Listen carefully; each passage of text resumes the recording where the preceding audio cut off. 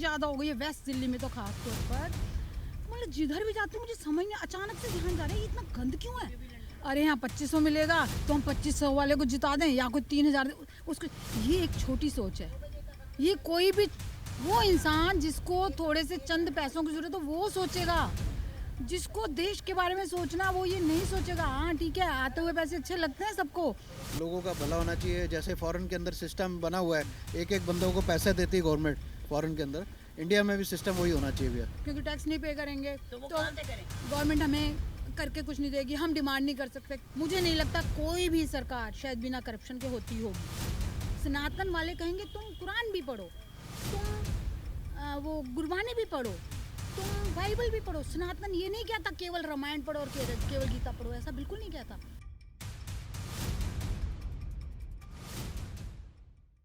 नमस्कार, the news 15 देख रहे हैं आप। मैं हूं आपके साथ तनुज दीक्षित। दिल्ली विधानसभा चुनाव 5 फरवरी को एक ही चरण में सभी सीटों पर देखिए मतदान होने जा रहा है। 8 फरवरी को इसका परिणाम आएगा। आज चुनाव प्रचार का आखिरी दिन है। शाम 5 बजे चुनाव प्रचार जो है देखिए खत्म हो जाएगा। ऐसे में हम लोग दिल्ली विधानसभा चुनाव देखिए कवर कर रहे हैं और आज लास्ट डे है। इस समय हम लोग राजौरी गार्डन विधानसभा में है। इस सीट पर हम लोगों से बातचीत करेंगे, जानने की कोशिश करेंगे कि उन लोगों का चुनावों में इस बार मुद्दा क्या है और इस बार उनके क्षेत्र में चुनावों में क्या माहौल दिख रहा है। अगर इस सीट की बात करी जाए, इस सीट पर आम आदमी पार्टी ने धनवती चंदेला को चुनावी मैदान में उतारा है।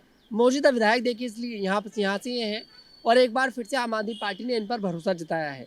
यहाँ पर भारतीय जनता पार्टी की बात करें तो यहाँ पर मनजिंदर सिंह सिरसा को भारतीय जनता पार्टी ने टिकट दिया है और कांग्रेस ने इस सीट से धर्मपाल चंदेला को टिकट दिया है। ऐसे में सीट अपने आप में बेहद दिलचस्प बन जाती है।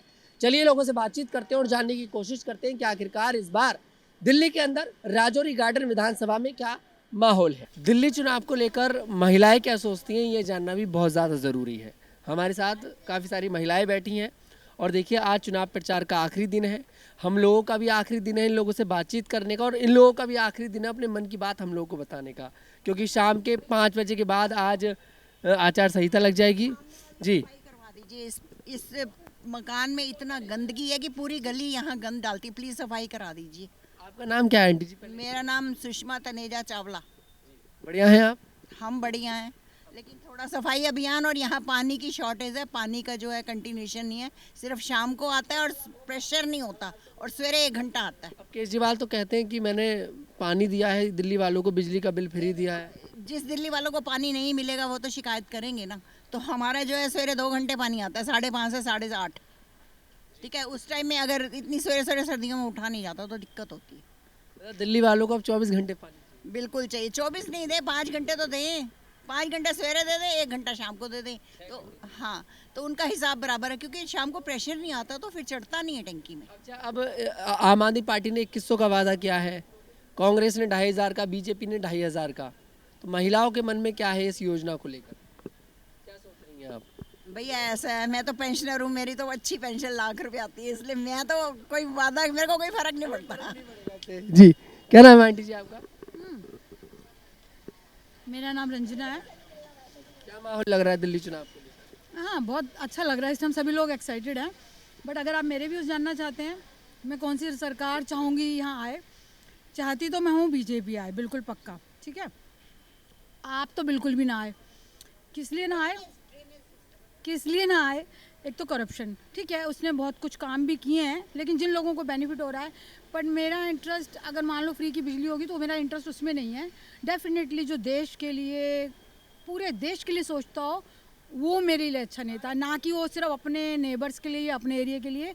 और वो भी मुफ्तखोरी वाली बात, मतलब मुफ्त ठीक है, अच्छा लगेगा बिजली पानी फ्री हो जाए, लेकिन वो किस कॉस्ट पे? इस कॉस्ट पे नहीं कि हमारा देश रिस्क पे है, उस कॉस्ट पे मेरे को कुछ फ्री नहीं चाहिए। दिल्ली रिस्क पे है इस समय। दिल्ली रिस्क पे मतलब वो ओवरऑल जो हम बातें सुनते हैं, जो वीडियोस में देखते हैं, मैं उसके दिल में तो घुसी नहीं हूँ कि जो सच आ रहा है झूठ आ रहा है। बट चीज़ें जो दिखती हैं कि अगर वो देश के प्रति नहीं सोच रहे हैं, है ना, जो हमारे एंटी कंट्री लोग हैं या एंटी कंट्री ग्रुप्स हैं, उनके साथ हाथ मिलाना है, तो इट मीन्स वो देश के बारे में नहीं सोच रहे, वो सिर्फ अपने आप को ऊंचा रखने की सोच रहे हैं। ये तो हो गई आपकी बात। चाहती हूँ मैं बीजेपी आए, बट बीजेपी का एक दिक्कत क्या समझ आ रही है कि हर बार यहाँ जो चुनाव में खड़े वो डिफरेंट लोग हैं। हम उनको जानते नहीं। चुनाव जो करने का असली तरीका होता है, ये होता है कि जो तुम्हारे एरिया से बेस्ट कैंडिडेट हो उसको दो, चाहे वो किसी भी पार्टी को बिलोंग करता हो, ठीक है। अब मैं अगर सिर्फ ये सोचूं कि सिर्फ बीजेपी आना चाहिए, तो बीजेपी के जो एवरी टाइम न्यू मेंबर्स आ जाते हैं ना, कुछ चेहरा कुछ खास, युवा चेहरों को जो लेकर आ जाते हैं। युवा चाहे ना हो, एक्सपीरियंस हो, अनुभवी हो, युवा चेहरों में क्या होता है, युवा जो होते हैं नेता थोड़ा जोश होता है, बट जो थोड़े मेच्योर होते हैं उनमें अनुभव होता है। कांग्रेस की क्या स्थिति लग रही है? कांग्रेस की स्थिति थोड़ी सी मुझे लग रहा है, काफ़ी लोग शायद हैं इंटरेस्टेड, बट काफ़ी लोग आपके लिए भी हैं, काफ़ी लोग बीजेपी के लिए। तो सिचुएशन जो नज़र आ रही है इस टाइम वाकई बड़ी त्रिकोणीय मुकाबला लग रहा है। त्रिकोणीय होगा नहीं। आप मुझे लगता आउट है, आप आउट है। मेरे को लगता आप आउट है, ठीक है। अच्छा, अभी मैं नहीं जानती, एक चीज़ जो मैं कहना चाहूँगी, दिल्ली में गंदगी इतनी ज़्यादा हो गई है, वेस्ट दिल्ली में तो खास तौर पर, मतलब जिधर भी जाती हूँ मुझे समझ में अचानक से ध्यान जा रहा है, ये इतना गंद क्यों है, कहाँ से इतना गंद, इतना ज़्यादा गंद, इतना ज़्यादा कूड़ा। मतलब आप राउंड अबाउट के पास चले जाइए, चारों तरफ कूड़ा, बाप रे, ऐसे लगता अगर कोई बाहर से आ जाए तो खैर हमारी बिल्कुल ही इमेज खराब हो जाएगी, बट इतने सालों से रह रही हूँ, ऐसा पहले नहीं था। मैं नहीं जानती कौन सी सरकार। आपने शीला दीक्षित का समय भी देखा होगा, जब वो मुख्यमंत्री रही तब सफाई रहती थी। देखो अब मैं ऐसे एग्जैक्टली याद करके मैं ये डेफिनेटली इम्प्रूवमेंट तो है और बहुत ज़्यादा है, लेकिन थोड़ी सी और ज़्यादा इम्प्रूवमेंट की ज़रूरत है। जगह जगह पे इनको डस्टबिन का वो लगा देना चाहिए, ताकि एमसीडी वाले, हाँ गंदगी ज़्यादा है, गंदगी उठाने के लिए वो उन डस्टबिन से भी उठा के लेके जाएं, बजाय गलियों में घूमने के, क्योंकि गलियों में हर कोई वर्किंग है, होता ही नहीं है जब वो आते हैं। तो अगर कोने में डस्टबिन हो तो वो उठा के ले जाएंगे ना। ये है, थोड़ा सा सफाई अभियान ज़्यादा हो। अपने घर के आगे लगाने देगा डस्टबिन? हेलो, पहले ये बताओ कौन लगाने देगा? सुषमा भाभी लगाने देगी? हाँ, ये नहीं। ये भी एक आपने बहुत अच्छा पॉइंट रखा है कि क्या लोग अपने घर के बाहर डस्टबिन रखने देंगे? घर के बाहर नहीं है, जैसे ये चौराहा है, कोनों में लगा दीजिए, वो उठा के डेली ले जाए। कोई भी नहीं लगाने देगा। हाँ, तो फिर क्या इसका निचोड़ क्या निकलेगा? गंदगी का निचोड़ क्या निकलेगा? घर की फोटो लो, गंदगी हटाओ। गंदगी के निचोड़ की क्या बात है? ये भी क्या कोई मुश्किल है? सोचने वाली बात है। सफाई हो ना, सफाई कर्मचारी ढंग से, डेली सफाई हो सुबह शाम। सफाई कर्मचारी आए, कूड़े दान रख भी देंगे और कूड़ा नहीं उठाएंगे तो क्या फायदा? घरों में डस्टबिन की जरूरत नहीं है, क्योंकि सभी लोग यहाँ पर अपने घरों में ही डालते हैं, चौराहों पर, सड़कों पर, वहाँ किस में डालेंगे? वहाँ तो चाहिए, बट डस्टबिन होने के अलावा प्रॉपर वहाँ पर बहुत एक फोर्स जिसे कहते हैं, है हमारी गली में, सब डालते हैं ये वाला। हाँ, खाली पड़ा है ना, ये डस्टबिन बना रखा है पूरी गली ने। लोग क्या मकान बनवाते हैं तो अपने मकान का मलबा यहाँ डलवा देते हैं। अच्छा, चलिए, अब गंदगी की बात हो गई, अब महिलाएं हैं आप लोग यहाँ पर। आंटी जी, 2100 रुपये का वादा करा है केजरीवाल ने, 2500 का वादा करा है भारतीय जनता पार्टी ने, 2500 का वादा करा है कांग्रेस ने। 21 का किया उसने। तो क्या क्या लग रहा है आपके लिए, किसकी साइड ज़्यादा अट्रैक्ट होने की कोशिश होगी? सुनो, अगर आप कह रहे हो 2100 और 2500, इसकी वजह से अरे यहाँ 2100 मिलेगा, अरे यहाँ 2500 मिलेगा, तो हम 2500 वाले को जिता दें या कोई 3000 उसको, ये एक छोटी सोच है। ये कोई भी वो इंसान जिसको थोड़े से चंद पैसों की जरूरत हो वो सोचेगा, जिसको देश के बारे में सोचना वो ये नहीं सोचेगा। हाँ ठीक है, आते हुए पैसे अच्छे लगते हैं सबको, बट हाँ विडो पेंशन बहुत गरीब लोगों को मिलना चाहिए, विडोज को मिलना चाहिए जिनकी इनकम। में तो ज़्यादातर बस्ती वाले लोग ही रहते हैं, मैं देख रहा हूँ। आप किसी भी क्षेत्र में चले जाइए, आपको कहीं ना एक बस्ती ज़रूर मिल जाएगी। कंट्री में लोग हर 60 साल के बाद सबको पेंशन देते हैं, चाहे अमीर है चाहे गरीब है, देते हैं ना। बट मैं ये कहती हूँ हम लोग टैक्स तो बहुत पे करते हैं, देना चाहिए सबको। हम लोग टैक्स बहुत पे करते हैं, उस टैक्स के बदले में हमें अच्छी सर्विसेज मिलनी चाहिए। अच्छी सर्विसेज में आता है, जैसे हम बाहर की कंट्रीज़ में होते हैं तो वहाँ NHS, नेशनल हेल्थ सर्विसेज, तो हेल्थ सर्विसेज, ये सब जो हमारा टैक्स है ये पॉकेट में ना जाके ओवरऑल सर्विसेज अच्छी होनी चाहिए। अभी देखिए, बजट पेश हुआ परसों संसद के अंदर, 12 लाख तक की इनकम जो है उसको कर दिया है टैक्स फ्री, कि कोई टैक्स नहीं लगेगा। इस पर क्या सोच रही है दिल्ली की जनता, क्या सोच रही है? देखो मुझे लगता है ये मीडियम ग्रुप वालों के लिए तो बहुत अच्छा है, और लेकिन ये पॉइंट अभी थोड़ा सा क्लियर नहीं है कि 12 तक बिल्कुल भी टैक्स नहीं लगेगी, तो बड़ी टैक्स नहीं लगेगा। ये बड़ी मजेदार बात होगी। जंप लिया, मेरे को विश्वास भी नहीं हो रहा था, बड़ा जंप लिया, अच्छा जंप लिया, ये मुझे बहुत अच्छा लगा, क्योंकि इस टाइम आज की डेट में 1 लाख पर मंथ एवरेज बच्चा कमा रहा है, ठीक है, और इतना ही खर्चे हो रहे हैं। जिनके घर में सिंगल पर्सन अर्निंग है वो तो बच गए टैक्स से, तो उनके लिए अच्छा हुआ, क्योंकि खर्चे बढ़ गए हैं, महंगाई बढ़ गई है, आलू प्याज टमाटर सब बहुत महंगा।